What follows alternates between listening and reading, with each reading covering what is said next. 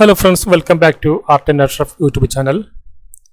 നമ്മളൊരു design work complete ആയി കഴിഞ്ഞാൽ അത് പ്രിൻറ്റിങ്ങിനായിട്ട് സെറ്റ് ചെയ്യുമ്പോൾ കൃത്യമായ രീതിയിൽ ഒരുപാട് കോപ്പികളാക്കി എടുക്കുന്നതിനെ പറ്റിയാണ് നമ്മൾ കഴിഞ്ഞ വീഡിയോയിലൂടെ പറഞ്ഞത്.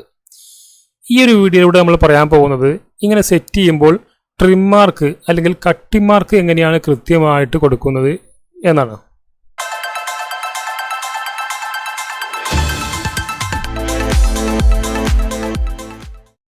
നമ്മളിവിടെ അഡോബി ഇല്ലുസ്ട്രേറ്റർ ഓപ്പൺ ചെയ്തിട്ടുണ്ട്. ഇവിടെ A3 സൈസിലുള്ള ഒരു പേജ് എടുത്തിട്ടുണ്ട്.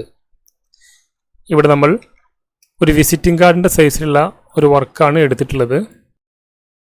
ഈ ഒരു വർക്ക് സെറ്റ് ചെയ്യുന്നതിന് മുമ്പായി നമ്മൾ ശ്രദ്ധിക്കേണ്ട ഒന്ന് രണ്ട് കാര്യങ്ങളുണ്ട്. അതിലേറ്റവും പ്രധാനപ്പെട്ട ഒരു കാര്യമാണ് നമ്മുടെ ഈ വർക്കിനകത്തുള്ള ടെക്സ്റ്റുകളെല്ലാം കർവ് ചെയ്യുക എന്നുള്ളത്. നമ്മളിവിടെ ഇതിനകത്തുള്ള ടെക്സ്റ്റുകളെല്ലാം കർവ് ചെയ്തിട്ടുണ്ട്. അതുപോലെ തന്നെ ഇതിനകത്ത് ഇമേജുകളോ ലിങ്ക് ഫയലുകളോ ഉണ്ടെങ്കിൽ അത് എംബഡ് ചെയ്തിരിക്കണം. ഈ എംബഡിങ് എന്താണെന്ന് അറിയാത്തവർക്കായിട്ട് അതേപ്പറ്റി ഒരു വീഡിയോ നമ്മൾ ചെയ്യുന്നതായിരിക്കും. കാരണം 2-3 രീതിയിൽ എംബഡ് ചെയ്യാറുണ്ട്. അതുപോലെ തന്നെ വളരെ ഇമ്പോർട്ടൻ്റ് ആയിട്ടുള്ള മറ്റൊരു കാര്യമാണ്, ഒരുപാട് എലമെൻറ്റുകളുള്ള ഇങ്ങനത്തെ ഒരു വർക്ക് നമ്മൾ സെറ്റ് ചെയ്യുന്നതിന് മുമ്പായിട്ട് ഗ്രൂപ്പ് ചെയ്തിരിക്കണം. സെറ്റ് ചെയ്യുമ്പോഴോ അതിനിടക്കോ ഒരു കാരണവശാലും നമ്മളിത് അൺഗ്രൂപ്പ് ചെയ്യാൻ പാടില്ല. നമ്മളിവിടെ ഈ ഒരു വർക്ക് ടോട്ടലായിട്ട് സെലക്ട് ചെയ്യുന്നു. അതിനുശേഷം ഇതിന് കട്ടിംഗ് മാർക്ക് അല്ലെങ്കിൽ ട്രിം മാർക്ക് ചെയ്യാനായിട്ട് ഇവിടെ ഒബ്ജക്റ്റ് എന്ന ഓപ്ഷനിൽ ക്രിയേറ്റ് ട്രിം മാർക്സ് എന്നുള്ള ഓപ്ഷനിൽ ക്ലിക്ക് ചെയ്യുന്നു. ഇപ്പോൾ ഇവിടെ ട്രിം മാർക്ക് വന്നിട്ടുണ്ട്. ഇനി നമ്മൾ തമ്പനെയിലിൽ പറഞ്ഞ പോലെ ഈ ട്രിം മാർക്ക് ലൈൻ ഇത് വെറും ഒരു ലൈനാണോ, ഇതിനകത്ത് വരുന്ന കളറിന് എന്തെങ്കിലും പ്രസക്തി ഉണ്ടോ എന്നുള്ള കാര്യമാണ് ഇവിടെ നോക്കാൻ പോകുന്നത്. അത് പറയാൻ കാരണം പലരും ഇങ്ങനെ ലൈൻ ടൂൾ ഉപയോഗിച്ചിട്ട് മാനുവലായിട്ട് കട്ടിംഗ് മാർക്കൊക്കെ ചെയ്യാറുണ്ട്. യൂട്യൂബിനകത്ത് തന്നെ അത്തരം വീഡിയോകൾ ഉണ്ട്. അപ്പോൾ അങ്ങനെ ചെയ്യുന്നത് കൊണ്ട് എന്തെങ്കിലും കുഴപ്പമുണ്ടോ എന്നുള്ളതാണ് നമ്മളിവിടെ നോക്കാൻ പോകുന്നത്. നമ്മളിവിടെ ഈ ട്രിം മാർക്കിനകത്തുള്ള ഈ ഒരു ലൈൻ മാത്രമായിട്ട് സെലക്ട് ചെയ്യുന്നു. അതിനുശേഷം ഇവിടെ കളർ എന്നുള്ള ഈ ഒരു വിൻഡോ ഓപ്പൺ ചെയ്യുന്നു. അപ്പോൾ ഇതിനകത്ത് ഈ ഒരു ലൈനിൻ്റെ കളർ ചെക്ക് ചെയ്യുമ്പോൾ നമുക്കറിയാം സിയാൻ, മെജന്ത, യെല്ലോ, ബ്ലാക്ക് എന്നീ 4 കളറുകളും 100% വീതം വന്നിട്ടുണ്ട്. അപ്പോൾ എന്തുകൊണ്ടാണ് ഈ ഒരു ലൈനിന് ഇങ്ങനെ 4 കളറുകളും വന്നിട്ടുള്ളത് എന്ന് വെച്ചാൽ, നമുക്കറിയാം ഇങ്ങനെ ഒരു 4 കളറിലുള്ളൊരു വർക്ക് സെറ്റ് ചെയ്തതിന് ശേഷം 4 പ്ലേറ്റുകളായിട്ട് മാറ്റിയിട്ടാണ് ഇത് 4 കളർ ഓഫ്സെറ്റുകളിൽ പ്രിന്റ് ചെയ്യുന്നത്. എന്ന് വെച്ചാൽ ഈ വർക്കിനകത്തുള്ള സിയാൻ എന്ന് പറഞ്ഞ കളറിൻ്റെ മാത്രമായിട്ടൊരു പ്ലേറ്റിലും മെജന്ത എന്ന് പറഞ്ഞ കളറിൻ്റെ മറ്റൊരു പ്ലേറ്റിലുമായിട്ട് ഇങ്ങനെ 4 ഘട്ടങ്ങളായിട്ടുള്ള പ്ലേറ്റുകളായിട്ട് മാറ്റുന്നു. ഇത് പ്രിന്റിങ്ങുമായി ബന്ധപ്പെട്ടവർക്കെല്ലാവരും അറിയാമായിരിക്കും. അങ്ങനെ വരുമ്പോൾ ഈ ലൈനുകൾ മാത്രം 4 പ്ലേറ്റിലും ഒരേപോലെ വരേണ്ടതുണ്ട്. അതുകൊണ്ടാണ് ഈ ഒരു ലൈനിനകത്ത് 4 കളറുകളും കടന്നു വരുന്നത്. നോക്കൂ, ഇത് നമ്മൾ പ്രിന്റിങ്ങിനായിട്ട് സെറ്റ് ചെയ്ത ഒരു ഫയലാണ് എന്ന് വിചാരിക്കുക. കാരണം ഇതിപ്പോൾ ഒരു വിസിറ്റിംഗ് കാർഡ് മാത്രമായിട്ടാണ് ഇവിടെ ചെയ്തിട്ടുള്ളത്. പ്രിന്റിങ് ചെയ്യുമ്പോൾ നമുക്ക് ഒരുപാട് കോപ്പികളായിട്ടാണ് എടുക്കുക എന്ന് മനസ്സിലാക്കുക. ഇതിവിടെ ഉദാഹരണം കാണിക്കാൻ വേണ്ടി മാത്രമായിട്ട് ചെയ്തതാണ്. ഇപ്പോൾ ഇത് ഈ ഒരു വർക്കിനകത്ത് 4 കളറുകളും ഉണ്ട്. ഇനി ഇത് സെപ്പറേഷൻ ചെയ്തിട്ട് 4 കളറുകളായിട്ട് പ്ലേറ്റ് എടുക്കുന്നു. ഇതിപ്പോൾ 4 കളറായിട്ട് സെപ്പറേഷൻ ചെയ്ത് 4 പ്ലേറ്റുകളാക്കിയിട്ട് മാറ്റിയിട്ടുണ്ട്. അപ്പോൾ ഓരോ പ്ലേറ്റിനകത്തും ഇതുപോലെ സിയാൻ, മെജന്ത എന്നീ പേരുകളൊക്കെ അതിനടിയിൽ ചെറുതായിട്ട് കൊടുത്തിട്ടുണ്ടായിരിക്കും. അപ്പോൾ അത് അറിയാൻ വേണ്ടി ഞാൻ ഇവിടെ വലുതാക്കിയിട്ട് എഴുതിയിട്ടുണ്ട്. ഇപ്പോൾ ഇത് സിയാൻ പ്ലേറ്റാണ്. ഇതിനകത്ത് ഈ വർക്കിൻ്റെ സിയാൻ കളറുകൾ മാത്രമാണ് വന്നിട്ടുള്ളത്. അപ്പോൾ നമുക്കിവിടെ കാണാം ഇതിൻ്റെ കട്ടിംഗ് മാർക്ക് അല്ലെങ്കിൽ രജിസ്ട്രേഷൻ മാർക്ക് ഇവിടെ സിയാൻ കളറിൽ വന്നിട്ടുണ്ട്. ഇവിടെ മെജന്ത കളറിൽ വന്നിട്ടുണ്ട്.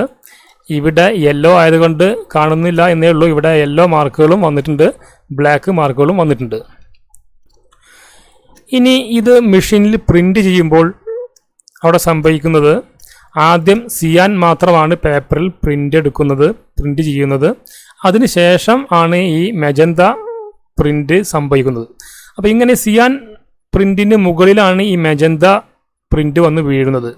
അപ്പോൾ ഇത് ഈ രജിസ്ട്രേഷൻ മാർക്ക്, ഈ ഒരു മാർക്ക് നോക്കിയിട്ടാണ് ഒരു പ്രിന്റർ ആ പ്രിന്റ് വരുന്നത് കൃത്യമാണോ എന്ന് മനസ്സിലാക്കുന്നത്. അപ്പോൾ സ്വാഭാവികമായിട്ടും ആദ്യഘട്ടത്തിൽ പ്രിന്റ് നടക്കുമ്പോൾ ഇതുപോലെ തെറ്റായ രീതിയിലൊക്കെയാണ് ആ പ്രിന്റ് വന്ന് വീഴുക. അത്തരം സാഹചര്യങ്ങളിൽ ആ പ്രിന്റിംഗ് മെഷീനിൽ ചില അലൈൻമെൻറ്റ് അഡ്ജസ്റ്റ്മെൻറ്റുകൾ വരുത്തി ഈ ഒരു മാർക്ക് അവർ കൃത്യമാക്കി മാറ്റുന്നു. അതിനുശേഷമാണ് അവർ കൂടുതൽ പ്രിന്റ് ചെയ്തെടുക്കുന്നത്. ഇങ്ങനെ 2 ഘട്ടം കഴിഞ്ഞാൽ അടുത്ത് 3-ാം ഘട്ടം മൂന്നാം ഘട്ടത്തിലുള്ള ഈ യെല്ലോ പ്രിന്റും ഇതേപോലെ കൃത്യമായിട്ട് വീഴുന്നുണ്ട് എന്ന് ഉറപ്പുവരുത്തും. അതിനുശേഷം നാലാം ഘട്ടമായിട്ടുള്ള ബ്ലാക്കും അതിന് മുകളിൽ തന്നെയാണ് വരുന്നത് എന്ന് ഒരു പ്രിന്റർ ഉറപ്പുവരുത്തിയതിന് ശേഷമാണ് ഒരു 4 കളറിലുള്ള ഒരു പ്രിന്റിംഗ് നടക്കുന്നത്. അപ്പോൾ അറിയാത്തവർക്ക് ഇത്രയും കാര്യങ്ങൾ മനസ്സിലായിട്ടുണ്ടാവുമെന്ന് കരുതുന്നു. ഇനി അടുത്തതായിട്ട് അതേ വർക്ക് തന്നെ നമ്മളിവിടെ ബ്ലാക്ക് ലൈൻ ഉപയോഗിച്ച് മാനുവലായിട്ട് ട്രിം മാർക്ക് ഇവിടെ കൊടുത്ത് കാണിക്കുകയാണ്. ഈ ലൈനുകളെല്ലാം കൊടുത്തിട്ടുള്ളത് ബ്ലാക്ക് കളറിൽ ആണ് കൊടുത്തിട്ടുള്ളത് എന്ന് നമുക്കിവിടെ കാണാം. ഇതിനകത്ത് 100% ബ്ലാക്ക് മാത്രമാണുള്ളത്. അപ്പോൾ ഇങ്ങനെ സെറ്റ് ചെയ്തിട്ടുള്ളൊരു വർക്ക് നമ്മൾ കട്ട് ചെയ്തെടുക്കാൻ എന്നുള്ളൊരു ഉദ്ദേശം കൊണ്ട് മാത്രം ചെയ്യുന്നത് കൊണ്ട് കുഴപ്പമില്ല. ഒരു 4 കളറിലുള്ള ഒരു ഓഫ്സെറ്റ് പ്രിൻറ്റിംഗ് ആണ് നിങ്ങൾ ചെയ്യുന്നതെങ്കിൽ ഇത്തരം ബ്ലാക്ക് കളറിൽ ഇങ്ങനെ മാനുവലായിട്ട് ട്രിം മാർക്ക് ചെയ്യുന്നത് കൊണ്ട് ഒരു പ്രയോജനമില്ല. അത് പ്രിന്റ് ചെയ്തെടുക്കുവാനും സാധ്യമല്ല. കാരണം ഈ ഒരു രജിസ്ട്രേഷൻ മാർക്ക് ഉണ്ടെങ്കിൽ മാത്രമാണ് അവർക്ക് കൃത്യമായിട്ട് ഈ പ്രിന്റ് 4 കളറാക്കി എടുക്കാൻ സാധിക്കുന്നുള്ളൂ. അപ്പോൾ നമ്മളിവിടെ സാമ്പിൾ കാണിച്ചിട്ടുള്ളത് ഇത് ബ്ലാക്ക് കളറിലാണ് ഈ ഒരു ട്രിം മാർക്ക് നമ്മൾ ഇവിടെ ചെയ്തിട്ടുള്ളത്. ഇനി നമുക്ക് ഇത് 4 പ്ലേറ്റാക്കി മാറ്റുമ്പോൾ എന്താണ് ഇവിടെ സംഭവിക്കുന്നത് എന്ന് കാണാം. ഈ സിയാൻ പ്ലേറ്റിന് ആ ട്രിം മാർക്ക് വന്നിട്ടില്ല. ഇവിടെ മെജന്ത പ്ലേറ്റിന് അത് വന്നിട്ടില്ല. യെല്ലോ പ്ലേറ്റിനും ആ ഒരു മാർക്ക് വന്നിട്ടില്ല. ഇവിടെ ബ്ലാക്ക് പ്ലേറ്റിന് മാത്രമാണ് ആ ഒരു മാർക്ക് വന്നിട്ടുള്ളത്. അപ്പോൾ ഇത് കൃത്യമായിട്ട് അവർക്ക് ഒന്നിന് മുകളിൽ ഒന്നായിട്ട് പ്രിന്റ് ചെയ്തെടുക്കുവാൻ സാധ്യമല്ല എന്നുള്ളതാണ് ഇതിൻ്റെ വാസ്തവം. കാരണം അത്രയും ഷാർപ്പായിട്ടുള്ളതും വളരെ ചെറിയ രീതിയിലുള്ളതുമായിട്ടുള്ള എലമെൻറ്റുകൾ, ടെക്സ്റ്റുകൾ ഒക്കെ കൃത്യമായി അലൈൻ ചെയ്തെടുക്കുക വളരെ ശ്രമകരമാണ്.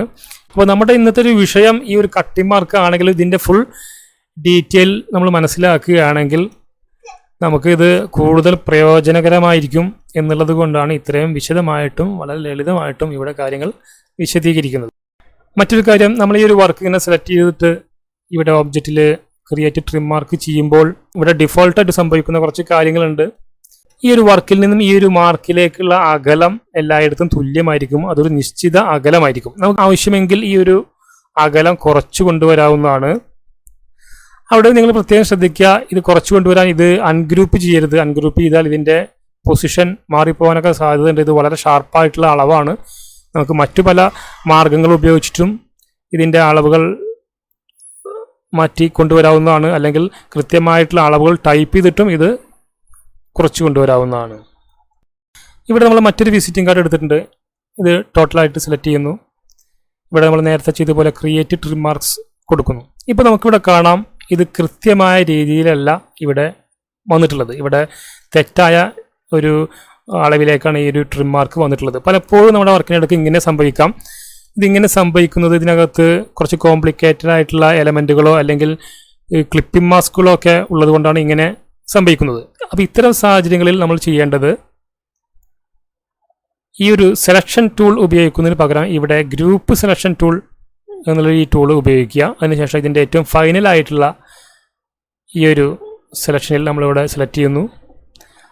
അതിനുശേഷം ഇവിടെ നമ്മൾ നേരത്തെ ചെയ്ത പോലെ ക്രിയേറ്റ് ട്രിം മാർക്സ് ചെയ്ത് കഴിഞ്ഞാൽ അത് കൃത്യമായ രീതിയിൽ വരുന്നതാണ്. അപ്പോൾ ഈ ഒരു കാര്യം പ്രത്യേകം നോട്ട് ചെയ്യുക. അപ്പോൾ ഈ ട്രിം മാർക്ക്, രജിസ്ട്രേഷൻ മാർക്ക്, ഇതേപ്പറ്റിയുള്ള വളരെ ബേസിക് ആയിട്ടുള്ള കുറച്ച് കാര്യങ്ങൾ മാത്രമാണ് ഈ വീഡിയോയിൽ നമ്മൾ പറഞ്ഞിട്ടുള്ളത്. ഇനി ഇതോടനുബന്ധിച്ചിട്ടുള്ള ട്രിം മാർക്ക് ചെയ്തതിന് ശേഷം എങ്ങനെയാണ് ഒരു വർക്ക് കോപ്പി ചെയ്തെടുക്കുന്നത്, അതുപോലെ തന്നെ പല സാഹചര്യങ്ങളിലും നമുക്ക് ഇത്തരം ട്രിം മാർക്കുകൾ അല്ലെങ്കിൽ രജിസ്ട്രേഷൻ മാർക്കുകൾ മാനുവലായിട്ട് ചെയ്യേണ്ടതായിട്ട് വരാറുണ്ട്. ഇപ്പോൾ ഇന്ത്യയിലും മറ്റ് വിദേശ രാജ്യങ്ങളിലൊക്കെ വിപണിയിലുള്ള പലതരം ബ്രാൻഡഡ് പേപ്പറുകൾ, അത്തരം പേപ്പറുകളൊക്കെ A4 സൈസിലായിരിക്കും വരുന്നത്. ലെറ്റർ ഹെഡിന് മാത്രമായിട്ടുള്ള ഇത്തരം പേപ്പറുകൾ A4 സൈസിൽ വരുന്നത് കൊണ്ട് നമുക്ക് ഇത്തരം ട്രിം മാർക്കുകൾ ചെയ്യാൻ കഴിയില്ല. ഈ ട്രിം മാർക്കുകൾ നമ്മൾ ചെയ്യുമ്പോൾ അത് ആ സൈസിൻ്റെ പുറത്താണ് വരുന്നത്. അതുപോലെ തന്നെ എൻവലപ്പുകൾ, ഇതിലൊന്നും നമുക്ക് ട്രിം മാർക്ക് ഇതുപോലെ ചെയ്യാൻ കഴിയില്ല. അപ്പോൾ നമുക്ക് മാനുവലായിട്ട് ഇത്തരം മാർക്കുകൾ ചെയ്യാറുണ്ട്. അതുപോലെ തന്നെയാണ് ക്രോപ്പ് മാർക്കിനെ കുറിച്ചുള്ള കാര്യങ്ങൾ. അപ്പോൾ ഈ ഒരു വീഡിയോ കുറച്ച് ലെങ്ത് കൂടിപ്പോയതുകൊണ്ട് നമ്മൾ ഇത്തരം കാര്യങ്ങൾ തൊട്ടടുത്ത് വരുന്ന വീഡിയോയിലൂടെയാണ് പറയാൻ പോകുന്നത്.